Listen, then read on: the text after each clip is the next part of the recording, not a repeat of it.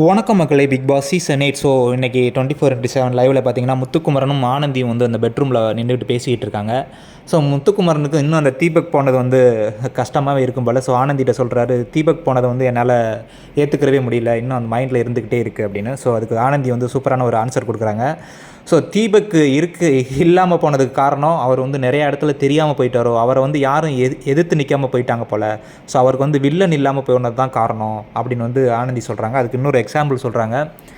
ஒருத்தவங்களுக்கு வில்லன் இல்லைன்னா ஹீரோவாக ஆகவே முடியாது. If you don't have the villain you cannot become the hero அப்படின்னு வந்து சொல்கிறாங்க. சூப்பரான ஒரு ஸ்டேட்மெண்ட் இது.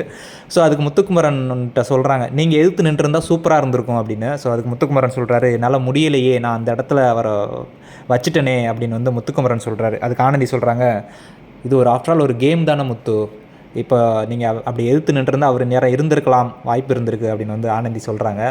எனக்கு தோணாமல் போயிடுச்சு அப்படின்னு வந்து முத்து வந்து சொல்லி ஃபீல் பண்ணிக்கிட்டு இருக்காப்புல.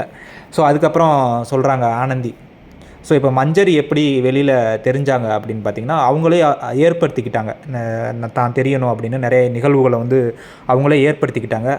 ஆனால் நீங்கள் Muthukumaran and Jacqueline and Soundarya இவங்களெலாம் வந்து நிறையா ஃபேஸ் பண்ணியிருக்காங்க, நிறையா வந்து அவங்கள வந்து தாக்கி பேசியிருக்காங்க அந்த 3 பேரையும். ஸோ அது வந்து அவங்களா ஏற்படுத்திக்கிட்டதா இல்லை தானாக அமைஞ்சதா அப்படின்னு தெரியல.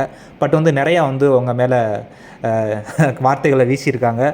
ஸோ அது கூட நீங்கள் இந்த அளவுக்கு வந்திருக்கிறதுக்கான காரணம் இருக்குது அப்படின்னு வந்து ஆனந்தி சொல்கிறாங்க. அதுக்கும் முத்துக்குமரன் வந்து சொல்கிறாரு, நான் ஏன் வந்து சாச்சனாவை வந்து ஒதுக்கி வச்சேன் அப்படின்னா இந்த ஒரு காரணத்துக்காக தான். நான் வந்து மஞ்சரிட்டையும் அடிக்கடி சொல்லிக்கிட்டே இருந்தேன். மஞ்சரி அழுகும்போது கூட சொன்னேன், மஞ்சரி வந்து அழுதாங்க, ஏன்னா முத்துக்குமரனை வந்து என்னால் முத்துக்குமரனோட சண்டை போட முடியல, என்னோட சண்டை போட்டதுனால தான் முத்துக்குமரன் என்ன கூட பேச மாட்டானோ அப்படின்னு அவங்க ஃபீல் பண்ணி அழுகும்போது, மஞ்சரி இது வந்து ஒரு களம், நம்ம வந்து வெளியே போய் எப்படி வேணாலும் இருந்துக்கலாம், ஆனால் இங்கே வந்து அப்படி இருக்க முடியாது அப்படின்னு சொல்லி மஞ்சரியை ஒதுக்கி வச்சேன். ஆனால் வந்து தீபக் அண்ணன் விஷயத்தில் அதை நான் மிஸ் பண்ணிட்டேன், அவர்கிட்ட வந்து ரொம்ப நெருக்கமாக நான் இருந்திருக்கக்கூடாது, நான் வந்து மிஸ் பண்ணிட்டேன் அப்படின்னு வந்து ஃபீல் பண்ணிகிட்டு இருக்காப்புல. ஸோ அதுக்கு ஆனந்தி தான் கரெக்டாக சொல்கிறாங்க ஆன்சரு.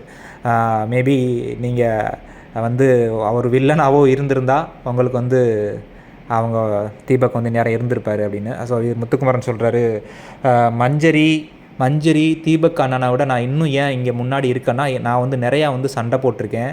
ஸோ நான் நிறையா வந்து அனுபவிச்சிருக்கேன், நிறைய பேர்கிட்ட வந்து சண்டை போட்டு நிறையா வாங்கி கட்டியிருக்கேன், அதனால தான் நான் இருக்கிறேனோ அப்படிங்கிற காரணம் கூட எனக்கு, அப்படிங்கிற ஒரு காரணம் எனக்கு புரியுது அப்படின்னு வந்து சொல்கிறாப்புல. ஸோ ஆனந்தியும் சொல்கிறாங்க, மஞ்சரி வந்து அந்த பொம்மை டாஸ்கில் அவ்வளோ பேரும் ஹவுஸ்மேட்ஸ் எல்லாருமே எதிர்ப்பாக இருந்தோம்.